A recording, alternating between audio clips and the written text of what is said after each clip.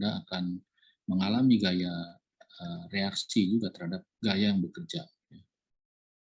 Saya kira ini sudah sering dibahas baik di fisika dasar maupun di fisika sebelumnya. Kemudian yang berikutnya yang akan kita pelajari itu bagaimana untuk gerak benda. Bagaimana gerak benda jika bekerja pada benda itu, sigma F yang bekerja pada benda itu adalah konstan.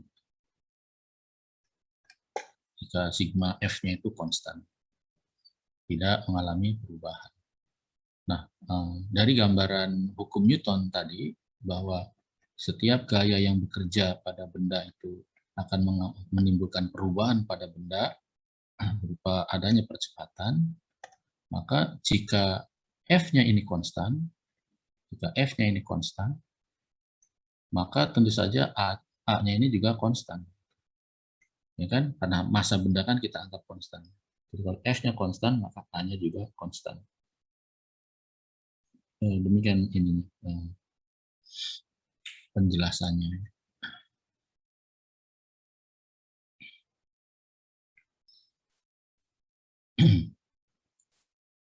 Nah, kemudian kita tahu bahwa kalau suatu percepatan itu konstan, kan? Dan kita tahu bahwa percepatan ini adalah merupakan perubahan kecepatan terhadap waktu, dan ini adalah suatu sama dengan konstanta. Oke, A-nya ini adalah konstan, maka kita bisa tuliskan dV per dt sama dengan A, atau dV sama dengan A dt, dengan A konstan. Atau V saja berarti sama dengan integral daripada ADT. Ya kan? Kalau dV sama dengan ADT, maka V saja sama dengan integral ADT. Ini kalau kita selesaikan, integral ADT itu berapa sih? Ya tentu saja sama dengan AT plus C. Ya kan? Nah, ini adalah kecepatannya. Jadi maksudnya apabila sebuah benda itu menerima gaya yang konstan, gayanya konstan, maka benda akan mengalami gerak di mana kecepatannya sama dengan AT plus C. Oke?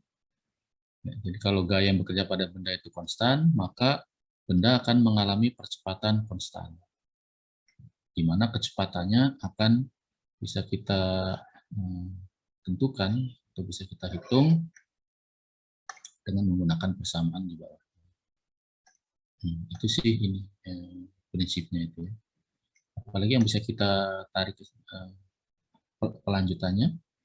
Nah, karena V itu sama dengan dx per dt, misalkan dx per dt, di mana dx itu adalah perpindahan terhadap waktu yang dibutuhkannya. Kalau V-nya itu adalah sama dengan AT plus C, ya kan? Maka dx per dt pun juga sama dengan AT per C. Nah, dari sini kita bisa tuliskan dx saja sama dengan AT plus C dt. Gitu. Bisa kita tuliskan begitu. Atau x saja sama dengan integral daripada ini. Integral daripada AT plus C. Sehingga dari sini kita dapatkan x itu sama dengan integral AT plus C. Berapa itu? Ya, AT diintegralkan berarti sama dengan setengah AT kuadrat. Ya kan? Dan C berarti kan CT. Ditambah dengan ya konstanta lagi, kita buat saja misalkan C1. Ya kan? Gitu ya.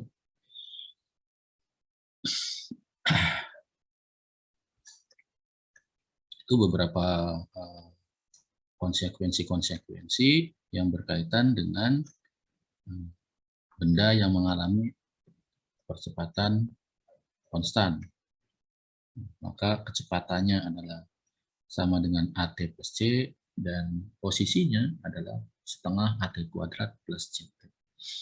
Nah, sekarang bisa kita lanjutkan lagi, misalnya pada saat T sama dengan 0, pada saat T sama dengan 0, kecepatannya misalnya sama dengan 0. Nah, kalau demikian, sorry, bukan kecepatannya sama dengan 0, tapi maksudnya kecepatannya sama dengan V0 gitu ya. Kalau demikian adanya, kita bisa tuliskan V-nya ini sama dengan V0, ya kan? A-nya itu A pada T sama dengan 0 plus C. Nah, berapa C-nya? C-nya tentu saja akan sama dengan V0, ya kan? Karena A dikalikan dengan 0 itu kan sama dengan 0. Ini akan coret. C-nya sama dengan 0. Sehingga rumus yang di atas bisa saya tuliskan sama dengan C-nya adalah V0 ditambah dengan AT. Ini yang persamaan ini yang sering kita lihat. Nah, ini pun juga sama, yang sebelah kanannya bisa juga kita nyatakan, misalnya pada saat T sama dengan 0, X-nya itu sama dengan X0 misalnya. Oke, maka bisa kita tuliskan yang di dalam kotak ini X-nya adalah X0, setengah daripada A dikalikan dengan 0, ditambah dengan C-nya berapa, T-nya ini sama dengan 0 juga akan sama dengan 0, ditambah C1. Ya kan? Jadi kita bisa dapatkan C itu, C1 ini sama dengan X0. Ya. Dari situ kita bisa tuliskan untuk persamaan yang di atas itu dengan mengambil C1 sama dengan, kalau ini kita ambil C sama dengan V0-nya. Sehingga bisa kita tuliskan sama dengan C1-nya adalah X0, kemudian saya tuliskan CT, ditambah lagi dengan setengah AT kuadrat. Ini persamaan ini yang sering kita lihat. Ya.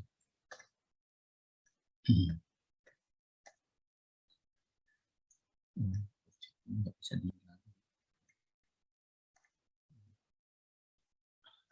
itu kalau syarat-syarat awalnya kita masukkan. Jadi kita nyebutnya sebagai persyaratan awal.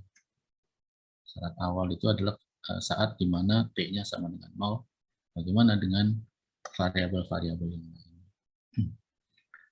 Ya, jadi apa yang bisa kita simpulkan di sini, ketika gaya yang bekerja pada benda itu adalah konstan, maka kita lihat yang terjadi adalah persamaan-persamaan sebagaimana kita temukan pada GLDB atau gerak lurus berubah beraturan semuanya. Ya, itu ininya. Apa namanya? Yang perlu kita ketahui. Nah, berikutnya paling ya terkait dengan contoh gitu ya. Contoh kasus. Contoh kasus yang diambil, taruhlah misalkan sebuah benda yang kita tempatkan pada suatu bidang miring seperti ini. Yang pertama harus kita tentukan adalah koordinatnya.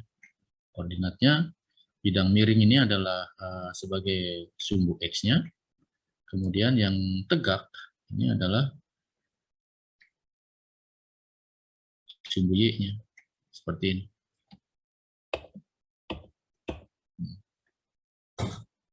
Ini adalah sumbu Y-nya. Ini adalah X-nya. Kenapa kita ambil sumbu X itu yang miring, bukan yang datar? Ya, karena untuk memudahkan kita, perpindahannya adalah pada sumbu X. Kalau kita menggunakan yang lain, kita akan mengalami kesulitan untuk perumusannya. Nah, coba kalau kita perhatikan di sini, apakah benda pada bidang miring ini yang meluncur ini mengalami percepatan yang konstan atau enggak percepatannya? Bagaimana dengan percepatan benda ini? Konstan atau tidak?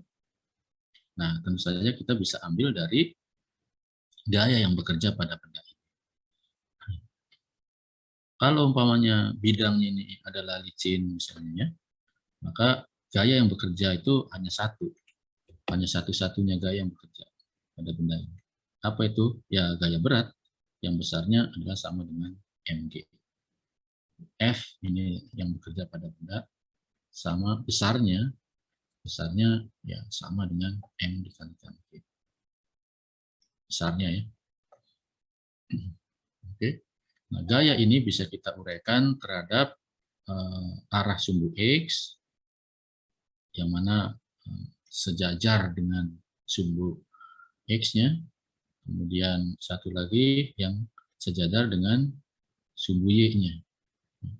Jadi ini adalah Fx-nya dan ini adalah Fy. Yaitu gaya yang bekerja, gaya berat yang bekerja pada benda kita uraikan. Untuk mengetahui bagaimana gaya ini bekerja. Nah, karena licin, ya, maka tidak ada gaya gesek yang ke kiri. Ada gaya normal nggak? Ya ada. Gaya normal itu adalah gaya yang arahnya tegak lurus terhadap bidangnya. Ini adalah bidangnya. Ini adalah gaya normal. Gaya normal ini besarnya sama dengan gaya pada sumbu Y-nya. Dan sama gitu, dalam keadaan setimbang. Karena benda ini tidak bergerak ke atas maupun ke bawah. Kan? Hanya pada bidang miring saja. Jadi kalau kita lihat, hukum Newton pada benda ini berlaku sama dengan F sama dengan M kali A. Gaya yang bekerja pada benda dalam konteks ini sama dengan Fx, ya kan? Sama dengan M kali A. Nah, Fx sendiri besarnya berapa? Nah, tergantung pada sudutnya. Ya kan? Kalau sudutnya theta, ya, maka ini juga sama dengan theta. Jadi kalau gaya yang bekerja itu yang ke bawah itu adalah mg, maka komponen terhadap sumbu x-nya tentu saja sama dengan mg sinus theta. Jadi bisa kita tuliskan di sini adalah mg sinus theta sama dengan m dikalikan a.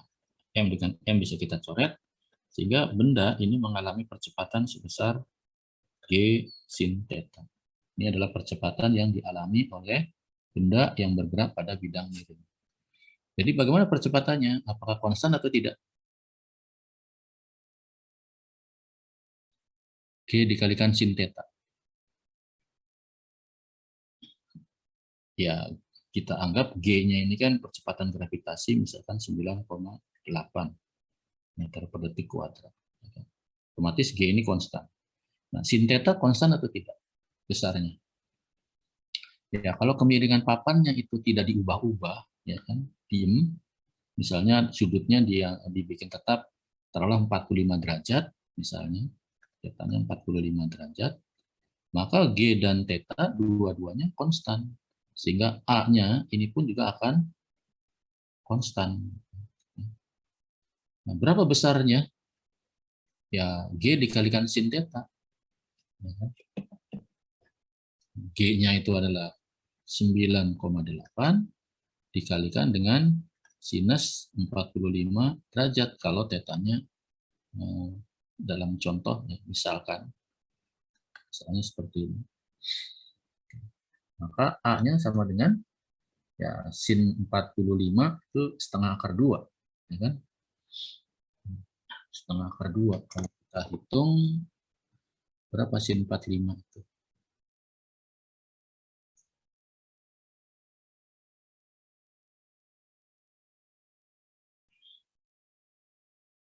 45 derajat, sinusnya 0,707 ya, dikalikan dengan 9,8. Jadi dapatnya 6,93. 6,93 meter per detik kuadrat. Jadi merupakan sesuatu yang konstan.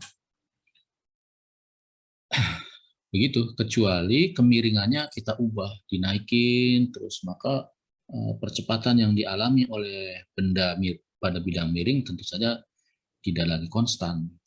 Tapi sepanjang dia berada dalam sudut yang tetap, maka dia akan meluncur dengan percepatan konstan. Itu sebagai contohnya ya. Nah, kalau percepatannya konstan, maka mencari jarak tempuhnya, mencari kecepatannya, ya kan? Semuanya bisa menggunakan persamaan yang tadi sudah kita turunkan. V-nya sama dengan V0 ditambah AT, X-nya sama dengan X0 ditambah CT plus setengah AT. Kan? Tinggal disesuaikan lagi.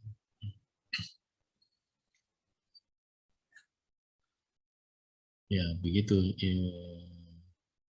apa namanya, pemikirannya.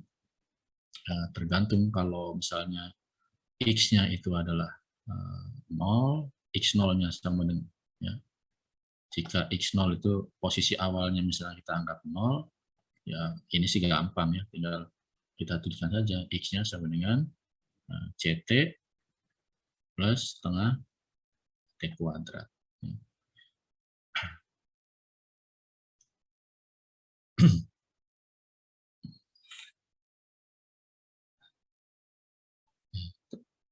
Nanti tinggal berkaitan dengan C-nya, ya. Karena C ini kalau kita lihat di sini sama dengan V0, karena C-nya itu sama dengan V0 diambil dari yang sebelumnya, maka kita bisa tuliskan X-nya sama dengan V0T ditambah setengah T kuadrat. Jika X0-nya sama dengan 0, kemudian C-nya sama dengan V0. Jadi bisa kita tuliskan dalam bentuk yang lebih banyak, sering kita lihat bentuk ini, ya kan? Sedangkan yang dituliskan di sini ini jarang kita lihat. Misalkan persamaan C karena masih dalam bentuk konstantas.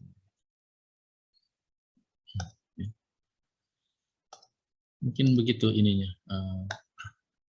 Kasus, salah satu kasus yang bisa kita gunakan untuk menurunkan persamaan-persamaan gerak benda yang bergerak dengan gaya konstan.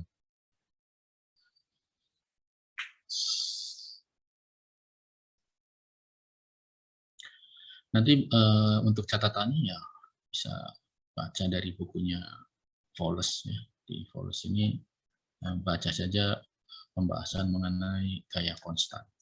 Sama aja seperti itu.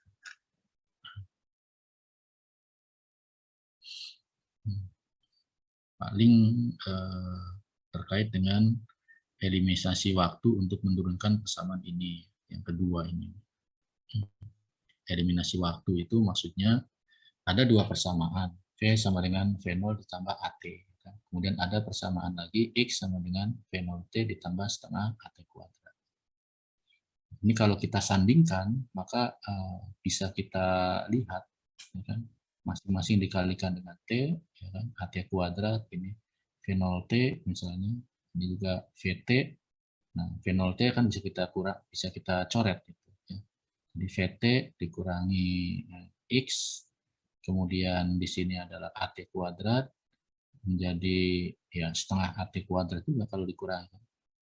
Ada setengah AT kuadrat. Nah, AT kuadrat ya tentu saja bisa kita hilangkan juga T-nya dengan mengambil T-nya V sama dengan V0 itu. Ya, ada di sini mungkin ya bisa dilihat ya. Ada X dikurang AX itu adalah apa namanya? Jarak tempuhnya. Jarak tempuh.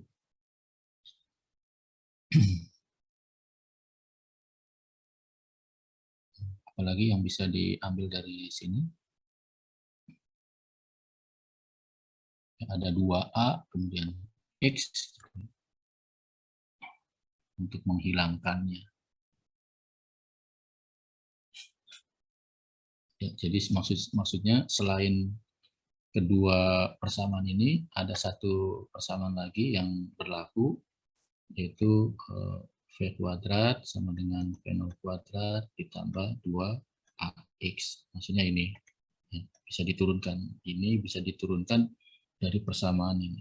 Jadi untuk gaya konstan yang bekerja pada benda adalah 3 persamaan, 1, 2, dan yang satu yang ketiga yang ini. dengan menggunakan teknik eliminasi.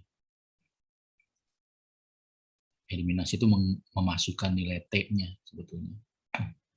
Untuk AT sama dengan V dikurangi V0.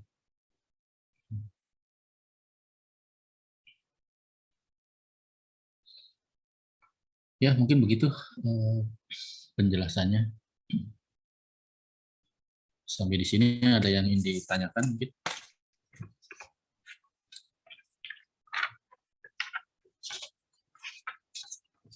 Sudah cukup jelas?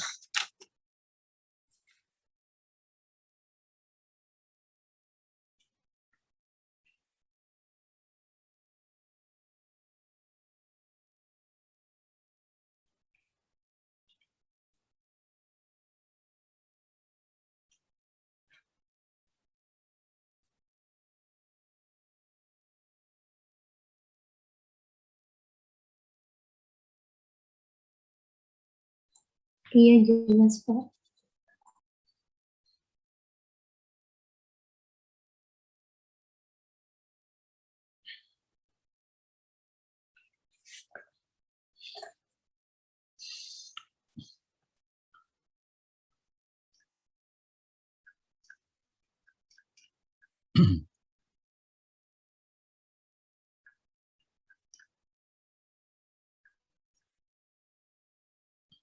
Nah, berikutnya yang perlu kita tinjau adalah bagaimana kalau gaya itu tidak konstan tetapi bergantung pada posisi.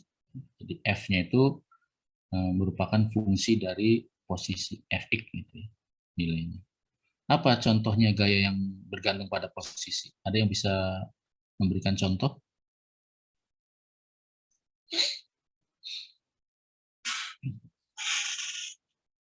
Gaya apa yang bergantung pada posisi misalnya? Besarnya.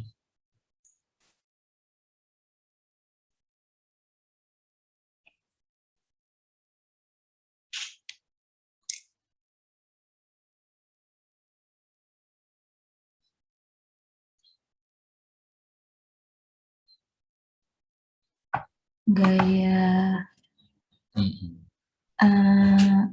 gaya gravitasi, Pak. Gaya gravitasi bergantung pada posisi, ya kan? Oke, apa lagi?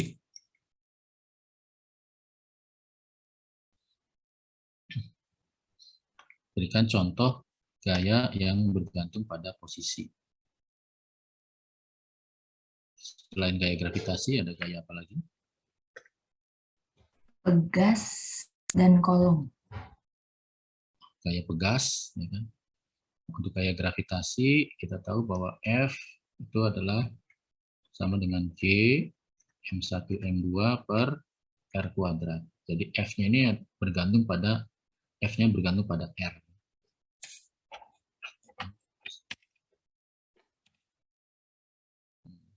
Oke. Sehingga untuk gaya gravitasi biasanya dituliskan dalam kurung R.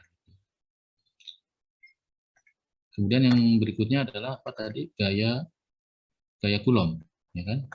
Gaya Coulomb K Q1 Q2 dibagi dengan R kuadrat. Jadi besarnya juga berkaitan tergantung pada R juga, pada jarak juga, yaitu ya pada posisi, ya kan? Apalagi selain gaya gravitasi, kemudian gaya gaya Coulomb, Gesek. gaya gesek. Masa sih gaya gesek bergantung pada posisi besarnya? Misalnya ada sebuah benda nih, meluncur ke bawah, ya kan? Pegas, Pak. Pegas. Gaya pegas. Gaya pegas sama dengan min K dikalikan dengan X, ya kan? Ini kan gaya yang bergantung pada posisi juga, yaitu min Kx. Cuma arahnya selalu berlawanan dengan arah geraknya, ya kan? Pegas kan begitu. Kalau ditarik ke bawah, ya kan, arah gayanya ke atas, jadi melawan arah gerak, membalikkan. Gitu. Jadi minus ini kita sebut sebagai penanda kalau arah gaya berkebalikan dengan arah geraknya. Tapi kalau gaya gesek itu enggak. Jadi benda yang meluncur pada bidang miring, misalnya, dia ditarik oleh gaya gesek ke atas, misalnya ya. Berapa sih gaya gesek itu? Sama dengan koefisien gesek dikalikan dengan N. N itu kan gaya normalnya ya. Gaya normal ini, N ini sama dengan komponen gaya berat yang arahnya ke arah sumbunya. Ya kan? Jadi besarnya sama. Berapa besarnya? Ya sama dengan tadi sudah dituliskannya mg kosinus theta. Nah, theta konstan, G konstan, M konstan. Berarti N ini konstan. Nah, koefisien gesek ini konstan. Jadi konstan dikalikan dengan konstan. Jadi gaya gesek itu konstan. Gitu. Tidak berubah terhadap ini. Kecuali ya permukaannya berubah-ubah, yang tadinya licin menjadi kasar, habis kasar licin lagi, ya lain lagi ceritanya. Ya. Tapi kalau permukaan bidang miringnya itu adalah sama di setiap titik, maka gaya geseknya juga. Ini adalah gaya-gaya yang gaya gravitasi, gaya Coulomb, kemudian gaya pegas, itu adalah contoh-contoh gaya yang besarnya berubah tergantung pada posisinya. Ya, oke. Apalagi yang perlu kita lihat di sini. Pertama adalah akan berlaku tetap hukum Newton. Hukum Newton berlaku. Cuman bukan itu masalahnya. Seperti apa percepatannya, ya, hukum-hukum yang berlaku pada benda itu sendiri jika gaya yang bekerjanya merupakan fungsi dari posisi. Oke. Jadi yang akan kita cek itu ke sana. Jadi jika maka yang ditanyakan itu bagaimana gitu yang berlaku pada benda itu. Jawabannya ada yang di bawah dengan cara menurunkan. Nah, apa yang perlu kita lakukan? Pertama adalah meninjau X.2. Apa sih X.2 itu? Turunan kedua. Ya, turunan kedua terhadap X gitu ya. Jadi D2X terhadap waktu. D2X per DT2 sebetulnya X.2. Sedangkan X.1 itu adalah DX per DT. Apakah selalu per DT, Pak? Iya. Kalau titik itu selalu terhadap waktu. Jadi kalau turunannya bukan terhadap waktu, terhadap Z, terhadap Y, ya nggak boleh dilambangkan dengan titik. Jadi titik ini punya simbol khusus gitu ya, turunan terhadap waktu. Makanya kalau kita tuliskan di sini, X.2 itu ya sama dengan turunan terhadap T untuk X.1.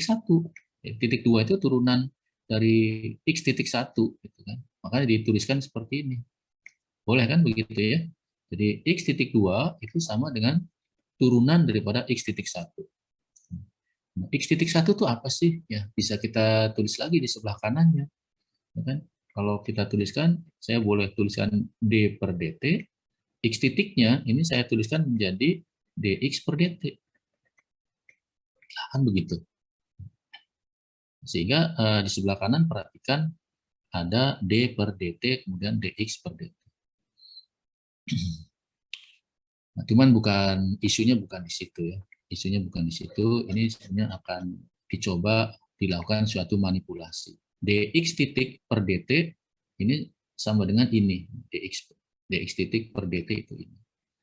Nah, DX per DX kan bisa kita coretkan. Jadi maksudnya antara yang di sebelah kirinya dengan sebelah kanan ini sebetulnya identik, tidak mengubah apa-apa.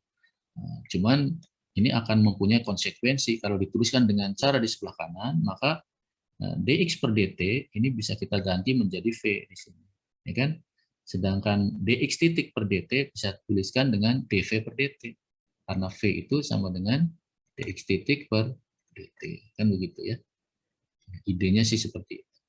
Kalau dituliskan demikian, maka saya bisa menuliskan yang di atas ini, yang ini, sama dengan Fx per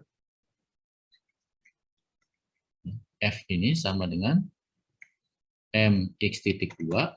M.2 itu bisa dituliskan sebagai V dikalikan dV per dt. Kan begitu. Ya sama lah seperti yang ini. M, V, dV per, bukan per dt, sorry, tapi per dx-nya. Dx. Nah, ini bisa kita tuliskan lagi, MV dV itu bisa saya buat sebagai turunan daripada V kuadrat. Kan 2V. Ya, 2V dV. 2V dV ya bisa dituliskan seperti ini maksudnya. Bisa dituliskan seperti ini. Tidak mengubah apapun. Cuman ini menarik gitu. Karena kalau kita tuliskan M per 2 atau bisa kita setengah M, ya kan, bisa kita tuliskan begitu, setengah M dv kuadrat per dx, ini bisa kita tuliskan sebagai d per dx dalam kurung setengah mv kuadrat. Nah, kita tahu bahwa setengah mv kuadrat itu bisa kita lambangkan dengan T besar. Jadi ini dilambangkan dengan T besar. T besar itu lambang untuk energi kinetik. Ya, lambang untuk energi kinetik. Ya, begitu ininya analisanya. Jadi apa maksudnya? Apa yang mau kita omongkan itu? Yang mau kita katakan di sini adalah bahwa suatu gaya yang bergantung pada posisi itu sama atau setara dengan perubahan energi kinetik terhadap posisi. Jadi yang mau diomongkan dari coret-coretan kita di atas itu sebetulnya ingin mengatakan bahwa jika suatu benda mengalami gaya yang bergantung pada posisi, maka gaya ini akan sama dengan perubahan energi kinetiknya terhadap posisi. Bisa dituliskan begitu. Itu sih. Jadi dari sini kita dapat kesimpulan ini. Gimana? Bisa dipahami begitu? Bisa, Pak. Iya, jadi kalian juga di situ bisa sambil coret-coret menurunkan juga dari bukunya Vols gitu, supaya ya tangan kita juga bekerja. Ya, diulang lagi, apabila suatu benda mengalami gaya yang tidak konstan, tetapi bergantung pada posisi, maka gaya itu setara atau sama dengan perubahan energi kinetiknya terhadap posisi. Energi kinetik terhadap posisi. Oke. Jadi gayanya itu akan mengalami perubahan yang sama dengan perubahan energi kinetiknya terhadap posisi. Coba kalau kita kaitkan dengan hukum hukum gravitasi misalnya direntetkan di sini, benar enggak? Misalkan sebuah benda di sini, masanya misalnya M, dan ini adalah massa bumi adalah M besar. Begitu dilepas, maka gaya yang bekerja pada benda ini tentu saja tidak konstan. Dilepas dari ketinggian misalkan 10.000 km di atas. Begitu masuk ke bumi, maka percepatan yang dialami oleh benda ini tidak konstan. Ya. Jadi kalau dari ketinggian sangat tinggi, maka benda akan mengalami percepatan yang tidak sama dengan G. Ya. Tidak sama dengan G itu maksudnya tidak sama dengan 9,82 itu. Ya. Tetapi akan mengalami perubahan. Ya. Kecuali bendanya itu bergerak tidak begitu tinggi dari permukaan bumi. Ya. Paham begitu? Kecuali bendanya itu bergerak tidak begitu jauh dari permukaan bumi. Misalnya berapa sih, Pak? Ya umpamanya dari ketinggian, anggaplah misalnya sampai sekitar 5 km di atas pun juga nggak terlalu banyak sih. 3 km di atas pun juga tidak terlalu banyak. Ya maksudnya masih kepalanya itu masih kepala 9 gitu maksudnya. Ya. Jadi misalkan sebuah benda dilepas dari pesawat misalnya, kita ambil contoh aja begitu, dari sebuah pesawat atau dari helikopter misalnya. Helikopter itu kan ya mainannya sekitar 1 km di atas, 1000 meter gitu.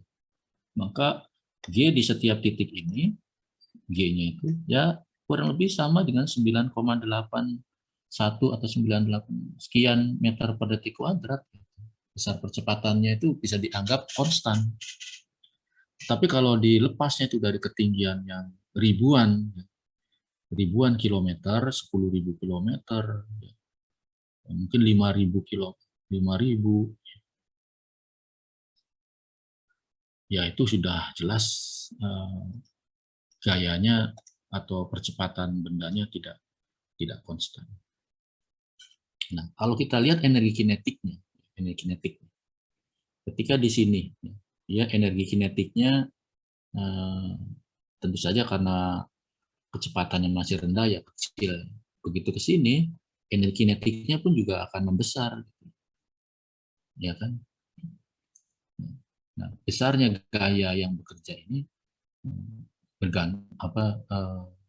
terkait dengan laju perubahan energi kinetik terhadap posisinya. Seberapa kecepatan laju perubahan energi kinetik. Semakin besar, maka gaya yang bekerja pun juga akan semakin besar. Atau perubahan, bukan energi kinetik, perubahannya.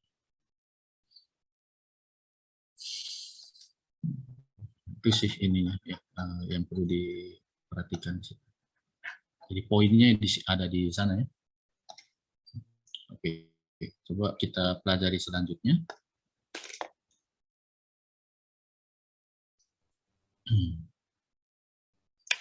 Apalagi yang berlaku di sini, selain gaya itu adalah bisa dinyatakan sebagai perubahan energi kinetik, ya.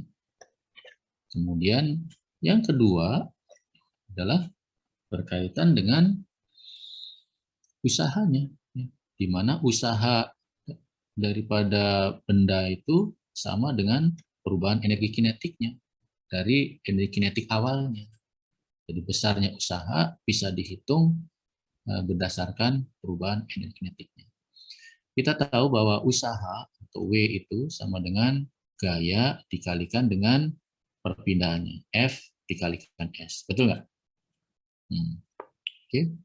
Tapi rumus ini berlaku hanya jika F-nya itu konstan. Begitu ya. Jika konstan, maka usaha itu sama dengan F dikalikan S. Memang betul. Kenapa kok W sama dengan F kali S? Bisa begitu. Ya, kita perhatikan saja, misalkan ini jaraknya, ini adalah gaya yang bekerja. Karena konstan, ya kan, maka F dikalikan S itu, kalau kita lihat, ini adalah F-nya, ini adalah S-nya. Ini sama dengan luas di bawah kurvanya. Tapi kalau umpamanya gayanya itu tidak konstan, ya, dari 0 sampai menempuh jarak S tidak konstan, misalnya anggaplah begini, nah, maka kita tidak bisa menghitung usaha itu atau W itu sebagai F dikalikan S. Karena bukan merupakan persegi panjang, ya kan? Tapi bentuknya seperti ini. Masa F dikalikan S? Bisa kan W-nya itu? W itu sama dengan luas daripada kurva F di bawah kurva E, bidang atau luasan di bawah kurva F. Jadi kalau F-nya itu tidak konstan, maka tidak boleh dikalikan begini, ya kan? Otomatis kita harus menghitung usaha itu sebagai integral. Karena usaha itu sebenarnya sama dengan luas di bawah kurva F. Jadi harus dihitung menggunakan integral Fx dx. Ya. Oke.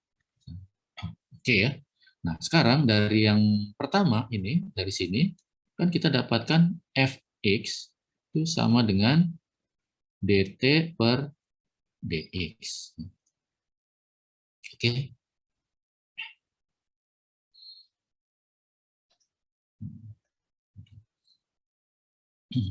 Ini saya anggap sudah paham. F sama dengan dt per dx. Jadi kalau misalnya W itu sama dengan integral daripada Fx dx, Fx-nya kita ganti dengan dt per dx, dx. Nah, otomatis kan dx dengan dx kan coret nih. Tinggal integral dt, ya kan? Integral dt. Integralnya dari mana ke mana? Ya, perubahan energi kinetik dari energi kinetik awal ke energi kinetik akhir. Ya, sama dengan T dikurangi T0, kan begitu. Persis seperti yang ada di sini. Itu sejarahnya begitu, coret-coretnya. Sehingga usaha yang dilakukan oleh benda itu sama dengan perubahan energi kinetiknya. Itu catatan yang kedua. Kemudian yang ketiga, ya.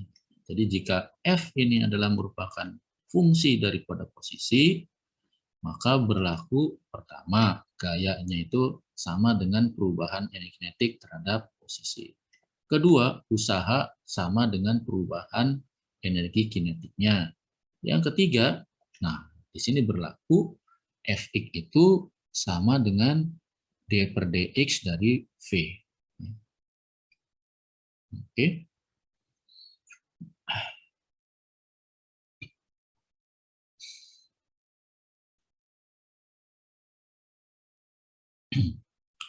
Nah, d per apa namanya?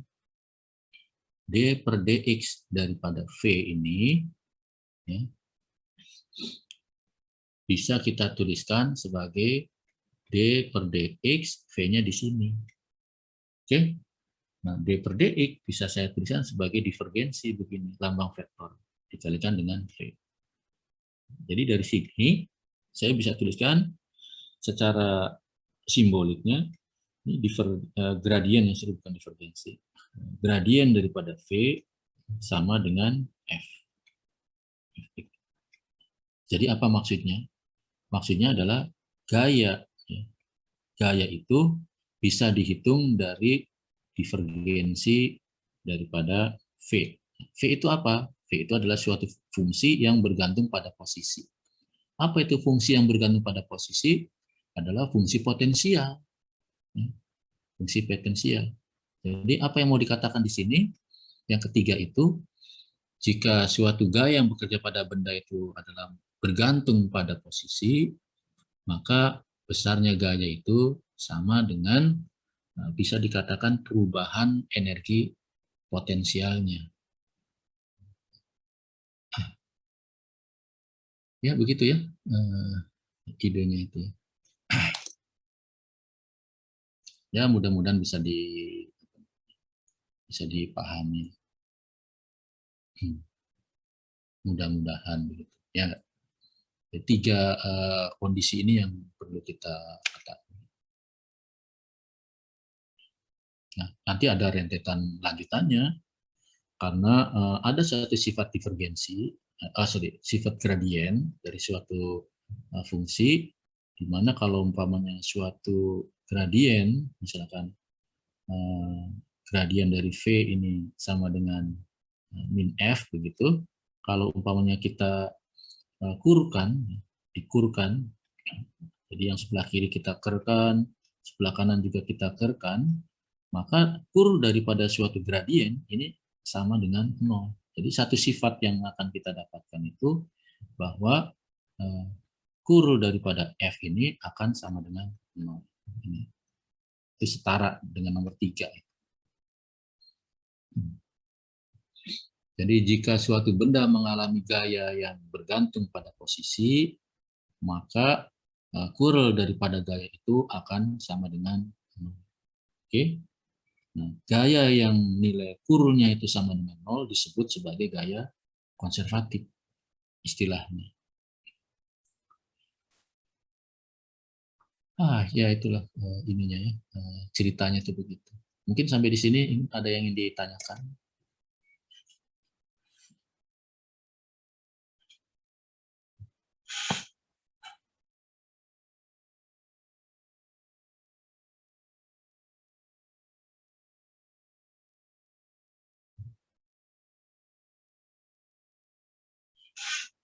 Enggak ada yang ditanyakan. Pak, izin bertanya. Coba. Yang di bagian nomor 3, itu tanda minusnya dari mana, Pak? Ya, tanda minus ini sebetulnya sebagai konsekuensi matematik sih kalau saya lihat itu. Ya. Karena kan kita tahu bahwa potensial, misalkan ada suatu benda ya, lepas dari suatu ketinggian, misalnya dari tinggi taruhlah misalkan setinggi H, maka energi potensialnya itu besar atau kecil, ya, kan? Nah, semakin mendekati tanah, maka energi potensialnya akan semakin kecil, ya, semakin tinggi energi potensial itu semakin besar. Kemudian semakin dekat, otomatis energi potensialnya akan semakin kecil. Ya, itu ininya. Nah, kalau kita perhatikan lagi, misalkan berapa perubahannya? Perubahannya kan nanti V2 dikurangi V1. Dari kecil dikurangi besar. Kecil dikurangi besar, jadinya kan negatif. Gitu. Ya kan? Jadi D per dx dari V ini akan minus gitu. Kalau kita hitung dV per dx-nya ini positif. Tapi kita lihat dari konsekuensi di faktualnya, energi potensial itu tentu saja akan semakin kecil ketika jaraknya semakin kecil. Ya kan? Jadi ketika kita kurangkan perubahannya, V2 dikurangi V1 tentu saja akan minus. Sehingga dituliskan minus. Itu sih sebetulnya ya ininya. Iya Pak, terima kasih Pak. Kalau sudah jelas ya syukur ya kan. Jadi karena nggak tahu bukunya Fowles ini padat banget gitu. Makanya saya sebetulnya lagi nulis buku apa namanya, buku mekanika tapi nggak selesai-selesai, ya kan? Supaya apa ya istilahnya bisa untuk mahasiswa belajar gitu. Padat banget. Jadi baris per baris itu isinya luar biasa gitu. Kita lelah untuk menurunkan sebetulnya. Jadi nggak dirinci sama dia, kita langsung set set set gitu aja. Padat memang punya Fowles.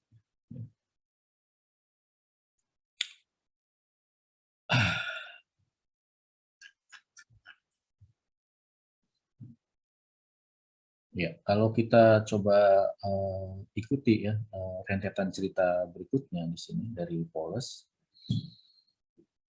W itu sama dengan Fx dx dan ini sama dengan T dikurangi T0. Oke? Nah, kalau saya tuliskan kembali di bagian bawah di sini, ya pun juga akan memberikan hasil yang konsisten. Nah, misalnya ini nggak bisa dicoret nih karena integral.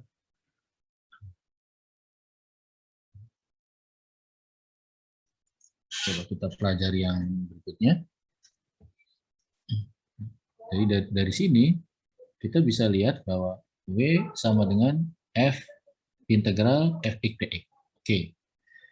Kemudian itu sama dengan T dikurangi T0. Ini saya tulis di sebelah kanannya. Oke. Nah, di sebelah kiri saya tulis di sini, sebelah kanan saya tulis. Terus di tengahnya kan berlaku, ya, berlaku. Yang tadi ditanyakan minus itu dari mana, Pak? Nah, ini kan kalau kita tuliskan itu bisa saya tulis sebagai min dv sama dengan fx dx. Ini kan bisa ditulis begitu kan? Kalau sebelah kirinya saya integralkan, maka sebelah kanan pun juga boleh saya integralkan. Betul? Nah, ini yang di sebelah kanan, ini kan sebenarnya sama dengan ini. Tuh. Integral fx dx, integral fx dx. Sehingga integral fx dx ini boleh saya tulis dengan integral min dv yang ini. Oke? Nah, makanya ditulis di sini sama dengan integral min dv karena memang ada kesetaraan di situ. Nah, integral min dv itu kan sama dengan min vx ya, ditambah dengan vx. Ya kan kalau integral dv itu kan vx dikurangi vx0, ya kan? Tapi kan minus. Ketika minus ya vx dikurangi Vx0 ya min Vx, min dikalikan min ya plus. Ya kan? Ini kan kalau kita lihat dari integralnya, ini tentu saja minus dalam kurung Vx dikurangi V0, Vx0. Tapi minus, gitu. Jadi min dengan min menjadi plus. Ya itu. Ya. Jadi kalau kita lihat, usaha itu sama dengan perubahan energi kinetik, kemudian usaha juga sama dengan perubahan energi potensial, karena kan ini, ya kan, min Vx ditambah dengan Vx, atau bisa saya tuliskan sebagai Vx0 dikurangi dengan Vx. Nah, ini kan sebenarnya sama dengan delta V. Ya. Jadi ini boleh saya tuliskan sama dengan delta V atau perubahan energi potensial. Jadi perubahan energi kinetik itu sama dengan perubahan energi potensial. Itu konsekuensi dari coret-coret di situ. Teoretik, secara teori, perubahan energi kinetik sama dengan perubahan energi potensialnya. Perubahan energi kinetik, ya tentu saja T dikurangi T0. T akhir dikurangi T awal. Perubahan energi potensial, ya V akhir dikurangi dengan V0.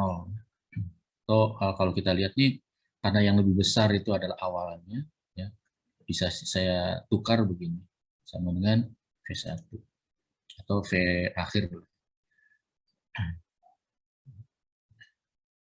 Jadi kalau umpamanya kita coba satukan F final T, nah V yang min VF-nya saya pindahkan ke kiri menjadi V, kemudian yang T0-nya saya pindahkan ke kanan jadi positif kan, ditambah dengan T0 antara ini dengan ini nggak asinkron. Nah, ini T0 saya pindah kanan, V0-nya saya tuliskan di sini. Jadi kalau kita lihat T atau energi kinetik akhir ditambah dengan potensial akhir sama dengan energi kinetik awal ditambah dengan energi potensial awal, ya kan? Energi kinetik ditambah energi potensial itu adalah energi mekanik. Jadi energi mekanik akhir sama dengan energi mekanik awal. Nah, jadi ini sebetulnya merupakan konsekuensi dari utak-atik matematik. Energi mekanik akhir sama dengan energi mekanik awal ini kita sebut sebagai hukum kekekalan energi mekanik. Jadi rumus ini sebetulnya menyatakan kekekalan energi.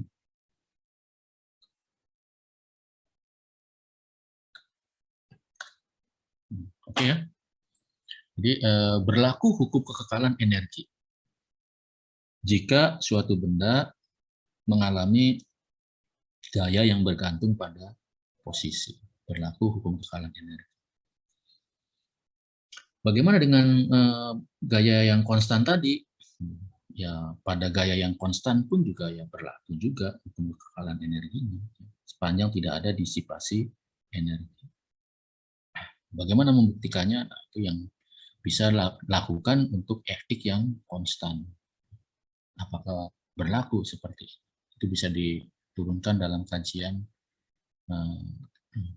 fisika teoretik ini sebetulnya.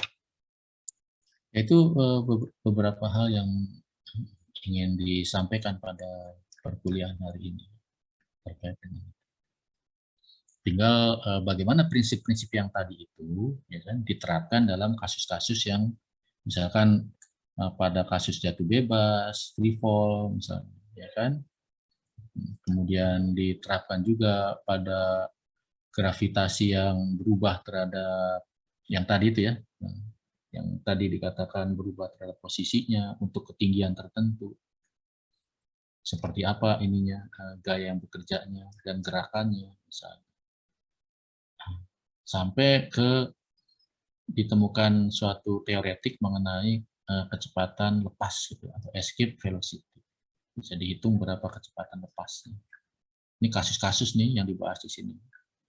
Bukan lagi teoretik lagi. Jadi dari prinsip-prinsip yang tadi kita pelajari dicoba diterapkan, khususnya untuk gaya yang bergantung pada posisi.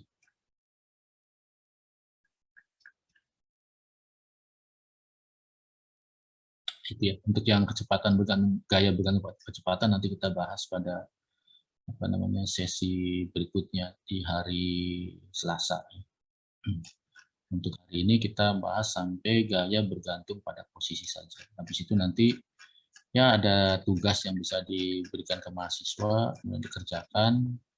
Tugas itu juga bisa mengikuti contoh-contoh soal yang ada di sini supaya dikerjakan sehingga lebih ngerti gitu apa yang tadi dibahas. Intinya sih. Ya mungkin itu saja untuk hari ini. Terima kasih semuanya. Tolong dibaca bukunya Voles. Kita kuliah acuannya ke bukunya Voles saja. Jadi sama antara yang dibahas, yang saya bahas, kemudian dengan yang dipelajari oleh mahasiswa mempunyai rujukan sumber belajar yang sama. Itu aja yang harus dikerjakan mahasiswa. Baik, karena waktunya juga sudah sore, saya kira cukup sampai sekian saja. Terima kasih semuanya. Kita akhiri dengan alhamdulillah. Assalamualaikum warahmatullahi wabarakatuh. Waalaikumsalam warahmatullahi wabarakatuh. Terima kasih, Pak. Terima kasih, Pak. Terima kasih, Pak.